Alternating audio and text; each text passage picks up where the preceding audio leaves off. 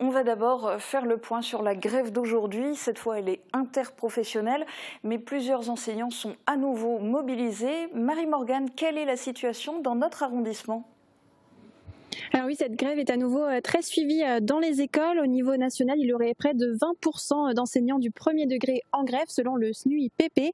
Alors contrairement au 13 janvier, on retrouve quand même moins d'écoles qui sont entièrement fermées. Mais il y a tout de même des fermetures annoncées dans les écoles de Hoendelin, Ambar, Ypelin, Volminster, Grunwiller ou encore Volparswiller. Il y a aussi de nombreuses classes qui se sont retrouvées sans professeurs ce matin, notamment à Sarreguemines.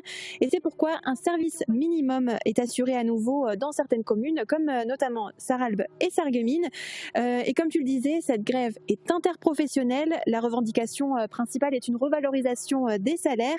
Et les animateurs périscolaires prennent eux aussi part au mouvement aujourd'hui, ce qui impacte les cantines scolaires. À Sarreguemines, la ville a donc dû trouver une autre solution.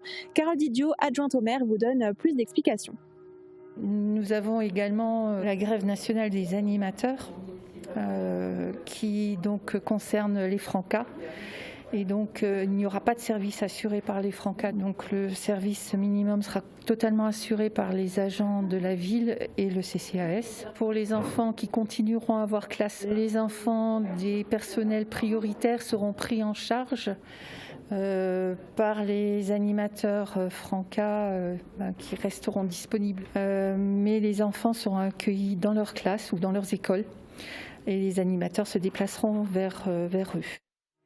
Et Marie-Morgane, dis-nous concernant les collèges et les lycées, est-ce qu'il y a beaucoup de personnes en grève ? Alors du côté du secondaire, la grève est un petit peu moins suivie.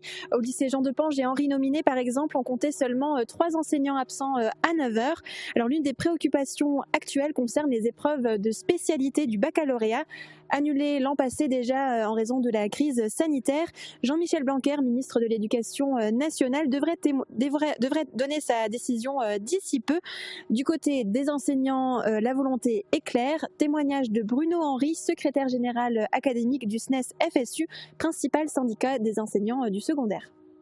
Les élèves de terminale devraient passer les épreuves de bac dès la mi-mars, c'est-à-dire en réalité dans quelques semaines de cours. Et nous, ce que nous constatons, c'est une très grande difficulté pour avancer dans le programme. On n'a jamais eu autant de cas avérés, de cas contacts dans nos classes. Concrètement, ça signifie un absentéisme des élèves, des absences d'élèves très très nombreuses, et ce que j'appellerais une classe perlée en fait. C'est-à-dire, on commence à faire quelque chose avec une classe, il y a beaucoup d'absents.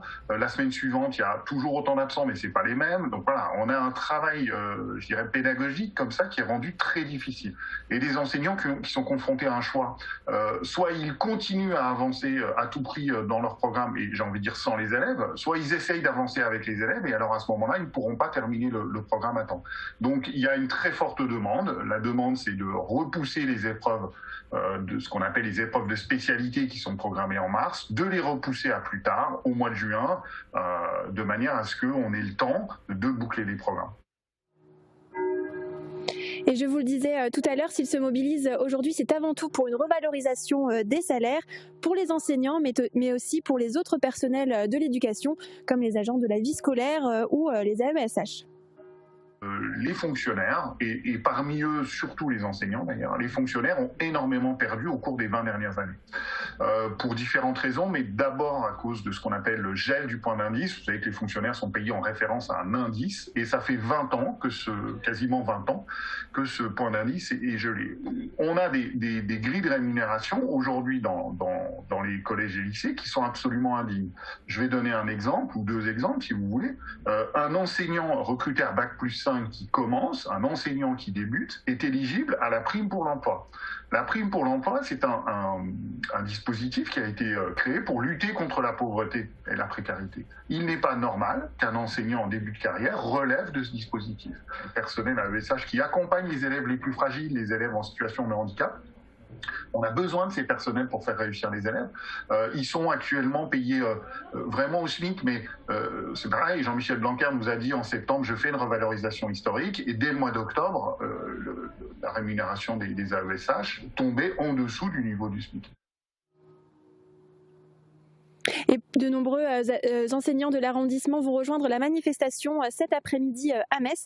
Ils ne seront pas seuls. Le comité de défense des travailleurs frontaliers de la Moselle devrait se joindre également au mouvement. Et à noter que la grève peut impacter d'autres services comme les transports sur certains trajets.